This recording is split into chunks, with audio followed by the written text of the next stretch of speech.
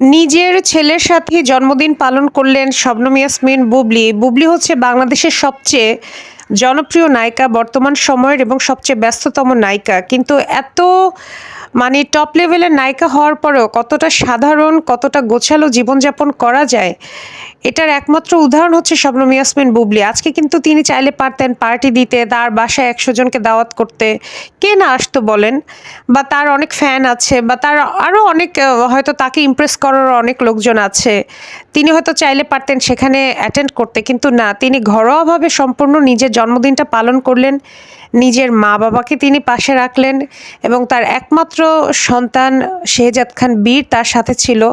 এর থেকে ফাইনেস্ট একটা লাইফস্টাইল একটা মেয়ের জন্য আর কি হতে পারে? হ্যাঁ, আজকে এই জিনিসটা স্বয়ংসম্পূর্ণ হতো যদি সুপারস্টার শাকিব খান আজকে তার পাশে থাকতো। স্বামী, স্ত্রী, বাচ্চা-কাচ্চা, বাবা-মা, শ্বশুর-শাশুড়ি, একটা পরিপূর্ণ মানুষের জীবন। কিন্তু মানুষের জীবন না সবসময় পরিপূর্ণ হয় না। একদিকে থাকলে আরেকদিকে থাকে না। আর যে জিনিসটা বেশি চায় আমি দেখেছি সেই জিনিসটার অভাবে সবচেয়ে বেশি থাকে।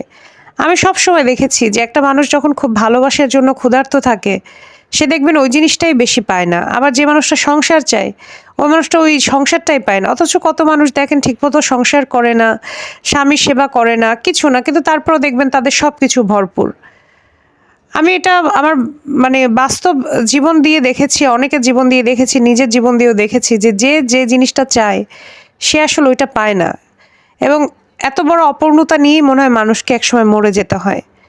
তা নাহলে দেখেন বুবলির মতো মেয়ে কিন্তু যেকোনো ছেলের জন্য পাওয়া একটা গর্বের ব্যাপার। বীরের মতো ছেলে, কত মানুষের বাচ্চা হয় না। সেখানে একটা বাচ্চার অনেক খুঁত থাকতে পারে। সেখানে এত নিখুঁত একটা ছেলে আছে বুবলি এবং শাকিব খানের। অথচ শাকিব খান নাই পাশে, শ্বশুর-শাশুড়ি নাই, একা, একা জীবন।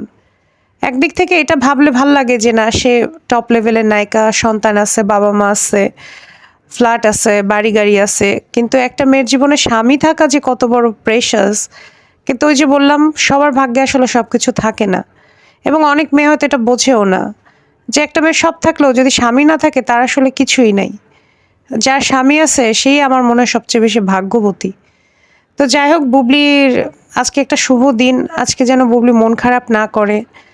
বুবলি অনেক দিন বেঁচে থাকুক। আমরা যারা বুবলিকে পছন্দ করি, বুবলির জন্য সবসময় আমরা দোয়া করি যে তিনি যাতে সবসময় একটা এরকম পরিচ্ছন্ন লাইফস্টাইলই মেনটেন করতে পারে, এরকম বিতর্ক মুক্ত। বুবলি কিন্তু নিজের দোষে বা নিজের কারণে, নিজের কর্মের কথাবার্তার কারণে কখনো কারো কাছে বিতর্কের সম্মুখীন হয়নি। সবসময় তিনি তৃতীয় পক্ষের কারণেই দোষী সাব্যস্ত হয়েছে, মানুষের কথা শুনেছে, অযথা অনেক কলঙ্ক গায়ে নিয়েছে। এই দিক থেকে বুবলি কিন্তু আসলেই খুবই অভাগা। আজকে যদি সে তার নিজের কর্মের কারণে, নিজের কথাবার্তার কারণে কোথাও ছোট হতো, তাহলে হয়তো মনকে বুঝ দেওয়া যেত।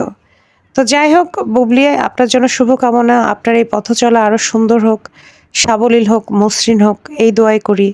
আজকে ছিল বুবলির ৩৫তম জন্মদিন।